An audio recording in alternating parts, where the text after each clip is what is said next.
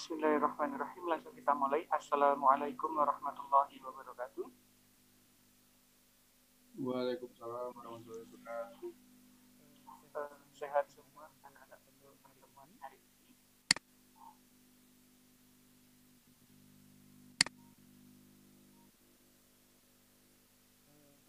Bagaimana kabarnya? Sehat semua? Sehat, Mister. Alhamdulillah. Pada pagi hari ini tanggal 29 September kita bertemu lagi di bidang pembelajaran kimia, insya Allah di pertemuan yang ke-7. Sudah banyak ya pertemuan kita, tapi masih sedikit yang gabung, masih 20 anak, jadi masih ada beberapa yang belum gabung. Minta tolong dihubungi agar segera gabung ke kelas.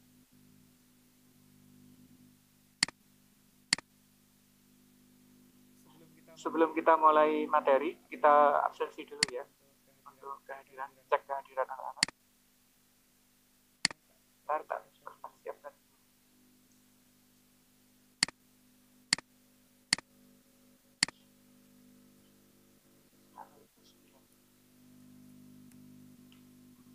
Ahmad Farhansyah sudah masuk? Belum ya? Adinda? Hadir, Mister. Ahmad Pratama?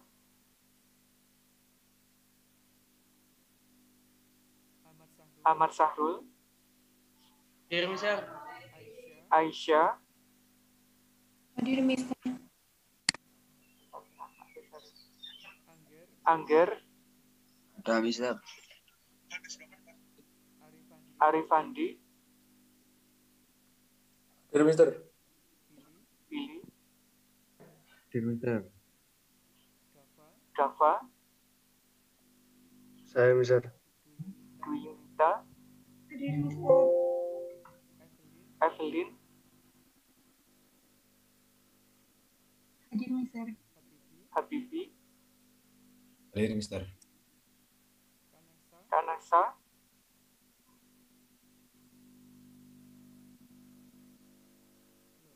Loh, Labibah? Hadir, Mister. Mazida? Hadir, Mister. Syahril? Hadir, Mister. Nabila? Masih kamar mandi ya? Raka Naufal? Hadir, Mister. Renafra? Hadir, Mister. Revelia? Masih connecting katanya, Mister. Oke. Rizky Agnanta? Hadir, Mister. Sandy?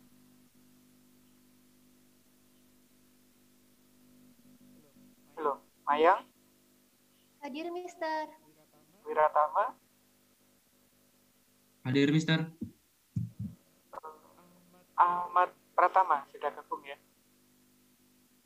Hadir. Baik, anak-anak masih tinggal beberapa yang belum gabung sambil kita tunggu. Insya Allah pada pertemuan kali ini kita masih ada di bab yang kedua, yaitu di redox dan elektrokimia. Sebelum PTS kita sudah menyelesaikan materi sel volta. Apakah ada permasalahan waktu PTS? Nggak ada ya? Aman ya? Ada yang benar semua pilihan ganda dari 4 soal yang ditampilkan di PTS? Evelyn, benar semua? Enggak, Mister. Udah.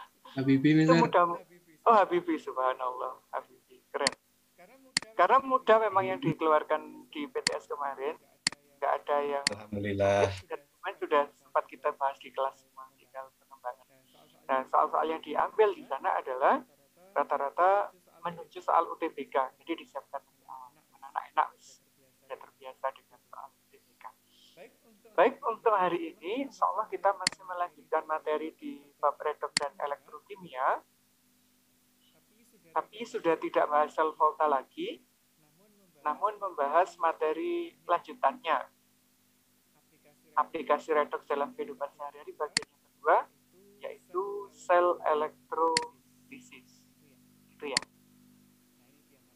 dengan materi.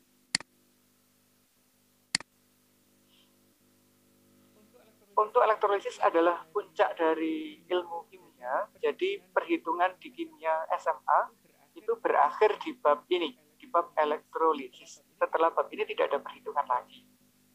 Namun untuk perhitungannya menggunakan konsep-konsep yang sudah anak-anak pelajari di kelas 10 dan kelas 11. Ini lebih kompleks ya dibandingkan materi yang sel volta kemarin. Nah, kalau sel volta itu adalah sel elektrokimia yang mengubah reaksi redoks menjadi energi listrik.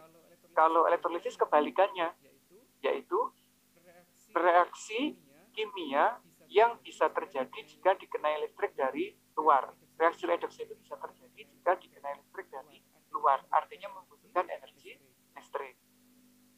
Konsepnya kayak gitu aja, sederhana, yaitu kalau reduksinya terjadi di katoda, oksidasinya terjadi di anoda sama.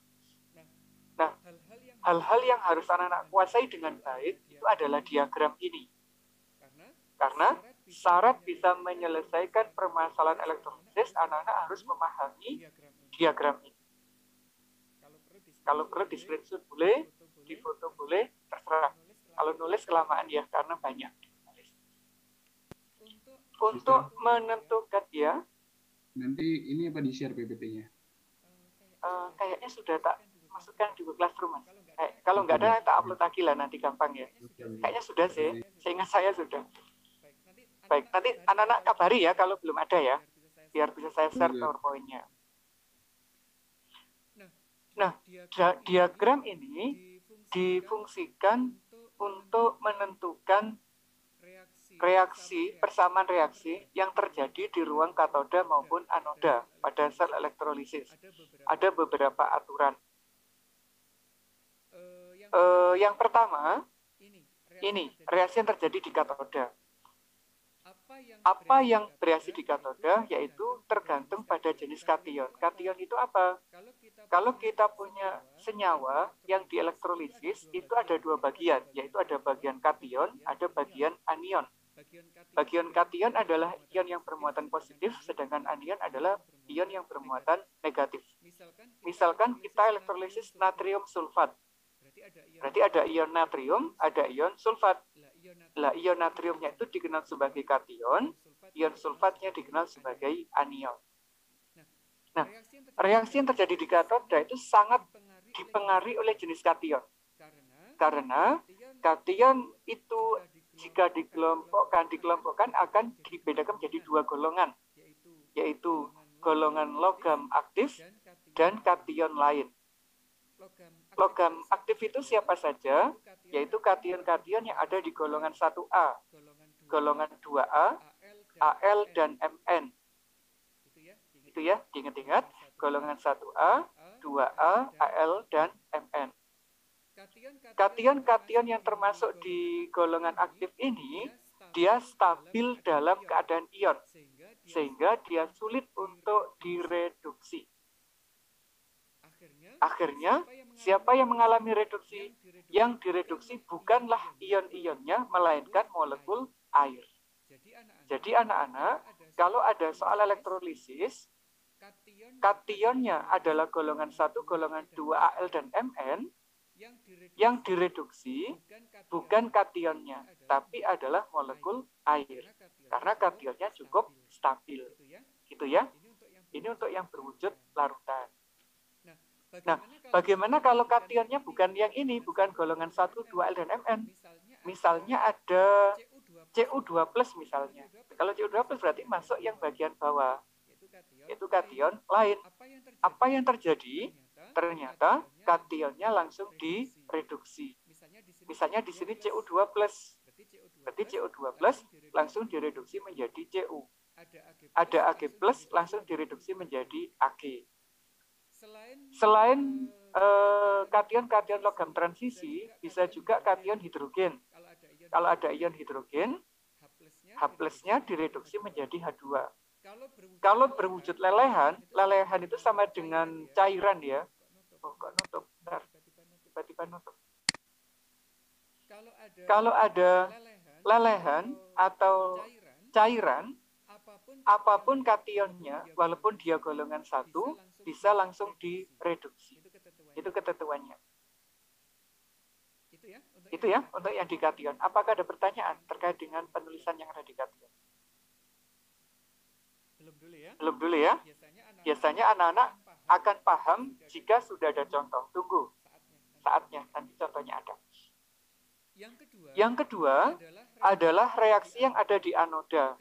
Kalau reaksi di anoda, yang mempengaruhi ada dua. Pengaruh yang pertama adalah dari jenis anodanya. Setelah jenis anodanya kita tahu, baru kita lihat anionnya. Berarti ada dua ya yang dilihat. Kalau yang di sini tadi tidak, yang dilihat cukup langsung kationnya. Kalau ini tidak, ada jenis anoda, ada jenis anion. Lah anoda itu apa? Anoda itu logam yang digunakan untuk elektrolisis sebagai penghubung listriknya. Karena anoda dikelompokkan menjadi dua bagian. Ada anoda yang bersifat inert, ada anoda yang tidak inert. Inert itu artinya tidak ikut bereaksi. Jadi ada anoda yang tidak ikut bereaksi, ada anoda yang ikut bereaksi. Anoda yang tidak ikut bereaksi itu ada apa aja? Ada 3, yaitu PT, platina, C, karbon, AU, emas. Jadi ada 3 nih ya. Kalau elektrodenya yang digunakan 3 ini, berarti dia tidak ikut bereaksi. Kalau dia tidak ikut bereaksi, anak-anak harus lihat ke sini, yaitu lihat jenis anionnya.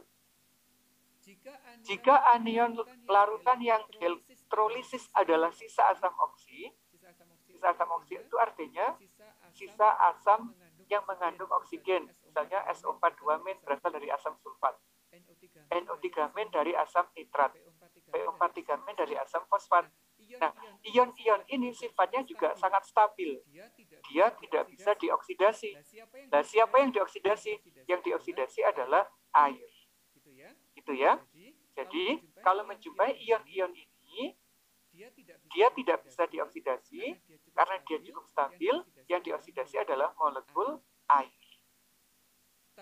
Tapi kalau ion negatifnya atau anionnya bukan yang ini, misalnya ada OH- atau anion yang lain, anion itulah yang dioksidasi. Misalkan ada Br-, golongan 7 halogen.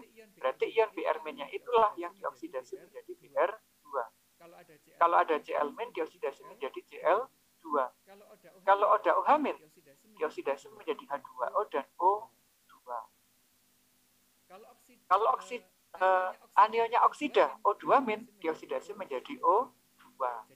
Jadi anak-anak harus perhatikan benar ya, apakah anodanya inert atau tidak inert. Juga anionnya.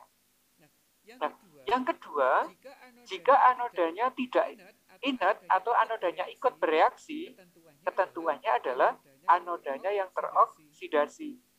Artinya apa? Selain PT, C, dan AU. Misalkan yang digunakan adalah elektroda Cu. Berarti Cu nanti bisa dioksidasi menjadi Cu2+. Ag menjadi Ag+. Kalau Bb menjadi Bb2+. Begitu. Jadi harus dipahami dengan baik ya untuk diagram ini. Nah, contohnya bagaimana? Contohnya adalah ini. Ada 3 yang saya ambil contoh. Nanti kalau perlu kita kembangkan 1 lagi atau 2 lagi. Contoh yang pertama adalah reaksi elektrolisis larutan kalsium klorida CaCl2 dengan elektroda karbon. Karbon berarti termasuk apa? Elektroda inert. Cara mengerjakannya, ini diionisasi dulu. Cl2 jika diionisasi berubah menjadi Ca2+ dan Cl-. Kationnya adalah Ca2+, anionnya adalah Cl-. Karena dia wujudnya larutan, Ca2+ ini kan termasuk golongan 2. Berarti termasuk logam aktif. Sehingga ion Ca+ sangat stabil. Kalau sangat stabil, yang direduksi tadi siapa? Bukan ion Ca2+, tapi melainkan adalah molekul air. Sehingga yang di katode, yang direduksi adalah molekul air. Air diubah menjadi H2 dan OH-. tinggal disamakan jumlah atom. Bagaimana dengan yang di anoda? Untuk yang di anoda, karena ininya adalah karbon, karbon ini kan tidak ikut bereaksi kan ya. Baru kita lihat anionnya. Anionnya siapa? Cl-. Nah, Cl-nya yang dioksidasi menjadi Cl2. Gitu. Ada pertanyaan untuk contoh nomor 1 dulu, silakan.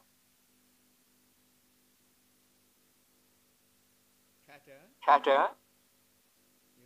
Ya wes, nggak ada, langsung lanjut nomor 2. Untuk yang nomor 2, elektrolisis larutan NaNO3. Elektrodenya juga PT. PT termasuk inert. Nanti mirip dengan yang atas, sama-sama tidak ikut bereaksi. Jika diionisasi, membentuk ion Na+ dan ion NO3-. Na+ golongan 1. Kalau golongan 1, dia tidak mampu direduksi. Berarti yang direduksi adalah molekul air. H2O menjadi H2 dan OH-. Kok gerak sendiri kursornya. Bagaimana dengan yang di anoda? Di anodanya ini inert. Anionnya sisa asam oksi karena NO3-. Berarti NO3-nya tidak bisa dioksidasi. Yang dioksidasi juga molekul air. Menjadi apa? H+ dan O2. Elektronnya 4, elektronnya 2 bisa disamakan. Yang atas dikali 1, yang bawah dikali 2. Dieliminasi, ketemulah persamaan elektrolisisnya. Ini persamaan reaksi oksidasi, ini persamaan reaksi reduksi, ini namanya reaksi sel. Yang bawahnya reaksi sel, ini juga reaksi sel. Ini juga reaksi sel. Contoh yang ketiga, ada leburan NaCl. Kalau tidak diketahui elektrodenya apa, berarti dianggap elektrodenya adalah inert. Kalau leburan, diingat-ingat tadi ya aturannya ya, yaitu di katodanya terutama. NaCl, jika diion berubah menjadi Na+ dan Cl-. Dia golongan 1. Tapi leburan. Leburan sama dengan lelehan, sama dengan cairan. Sehingga kationnya bisa langsung direduksi. Dari Na+ bisa diubah menjadi Na solid. Cl-nya bisa dioksidasi menjadi Cl2. Begitu. Ada pertanyaan anak-anak terkait dengan ini? Dan kita nggak lama-lama pertemuan. Nggak ada? Oke. Kalau nggak ada, saya contohkan secara tertulis. Karena kalau menggunakan PPT itu biasanya kita agak bermasalah. Kita coba pakai kamera HP aja ya.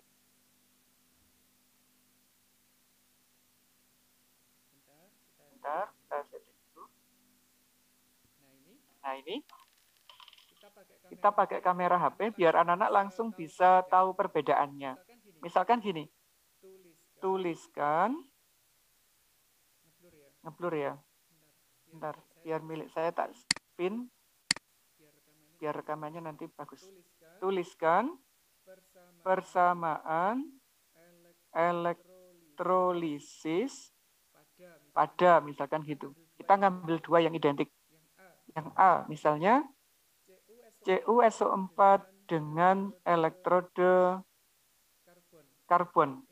Ini larutan ya, kita contohkan yang larutan dulu. Terus yang kedua, juga sama, larutan CuSO4 dengan elektrode Fe, misalkan. Jadi yang membedakan di sini dan di sini aja. Membedakan di elektrodenya. Bagaimana cara menyelesaikannya? Untuk yang nomor 1, langkah pertama anak-anak boleh mengionkan dulu. Berarti CuSO4 larutan wujudnya adalah Ag. Jika diionisasi, dia berubah menjadi Cu2+ dan SO4 2-. Tuliskan ini, C. Nah, sekarang kita tentukan reaksi yang di katoda itu siapa, di anoda itu siapa. Nah, gitu ya. Siapa yang berhasil di katoda, anak-anak kira-kira kalau soalnya kayak begini? Untuk menentukan yang berhasil di katoda, kita lihat kationnya. Kationnya adalah Cu2+. Kita tarik di bawah ke katoda. Nah, Cu2+ itu apakah termasuk golongan 1, golongan 2, L dan Mn? Ternyata bukan. Karena CU golongan transisi. Kalau golongan transisi berarti dia boleh langsung direduksi. Sehingga persama reaksi reduksinya adalah CU2 plus berubah menjadi CU. Ini tidak ada muatan, ini ada muatan 2 plus, berarti perlu melibatkan 2 elektron. Reduksi itu elektronnya di sebelah kiri. Bagaimana dengan yang di anoda? Karena dia menggunakan elektrode karbon dan bersifat inert, berarti ini tidak ikut elektrodenya. Kalau tidak ikut, baru kita lihat yang anionnya, yaitu SO4 2-. Kalau SO4 2- ini termasuk sisa asam oksi dan ion yang stabil, berarti dia tidak bisa dioksidasi. Siapa yang dioksidasi tadi? Yaitu molekul H2O. Jadi apa? O2 dan H+. O-nya ada 2, di sini ada 1, berarti perlu dikali 2. Hidrogennya jadi berapa? 4, berarti di sini dikali 4. Di sini nggak ada muatan. Di sini 0, di sini 4 plus, berarti perlu 4 elektron. Dan gitu ya, untuk menyamakan ini. Di sini punya 2 elektron, di sini punya 4 elektron agar sama, berarti yang katoda dikali 2, anodanya dikali 1. Sehingga jadi 2. 2 CU2 plus ditambah 2 H2O, yang ini berubah menjadi ini. 2 CU ditambah O2 dan 4 H+. Begitu anak-anak untuk penyelesaiannya. Ada pertanyaan? Gampang kok ya? Ini mudah sekali. Diselesaikan 2 menit aja selesai. Nah, kalau yang nomor 2 bagaimana? Nomor 2 kan identik soalnya. Yang bedakan cuma ini aja. Perbedaan elektrodenya. Langkahnya sama. CuSO4 larutan kita pecah menjadi CU2 plus dan SO4 2-, tapi di sini yang kita tulis adalah Fe. Karena elektrodenya menggunakan Fe. Katodanya sama, anodanya sama, kita tulis reaksinya. Katodanya sama ya. Ini yang kita ambil, yaitu CU2 plus. Sehingga CU2 plus berubah menjadi CU disertai dengan 2 elektron. Bagaimana dengan yang di anoda? Nah, sekarang perbedaannya ini. Ini kan anodanya inert. C. Nggak ikut bereaksi. Tapi kalau ini, dia tidak inert. Kalau tidak inert berarti dia yang ikut bereaksi. Langsung kita tarik ke sini. Fe dioksidasi. Jadi apa? Fe itu yang stabil adalah Fe3+. Ini tidak bermuatan. Ini ada 3, berarti menambahkan 3 elektron. Kalau sudah, ini elektronnya 2, ini 3. Agar sama, ini dikali 2, ini dikali 3, ini dikali 2. Sehingga 6 elektron, ini juga 6 elektron. Cu-nya menjadi 3, Fe-nya menjadi 2, Cu-nya menjadi 3, Fe-nya juga menjadi 2. Lah begitu anak-anak. Ada pertanyaan terkait dengan perbedaannya itu?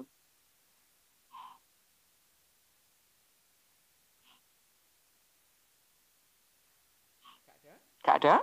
Gak ada pertanyaan?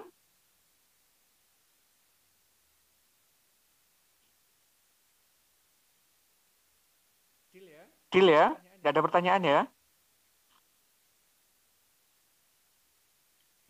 Kalau nggak ada pertanyaan, berarti alhamdulillah materi kita sudah selesai untuk pertemuan kali ini. Nah, habis ini anak-anak tinggal akses di Google Classroom pertemuan yang ke-7.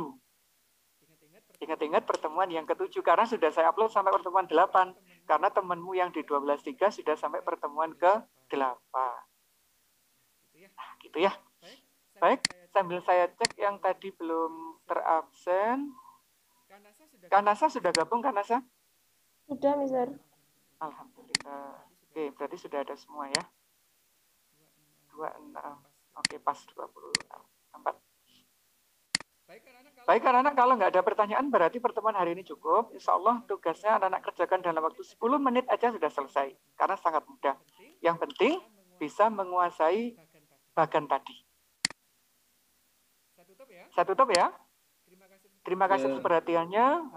Tetap jaga kesehatannya. Insya Allah kita ketemu lagi hari Rebu besok.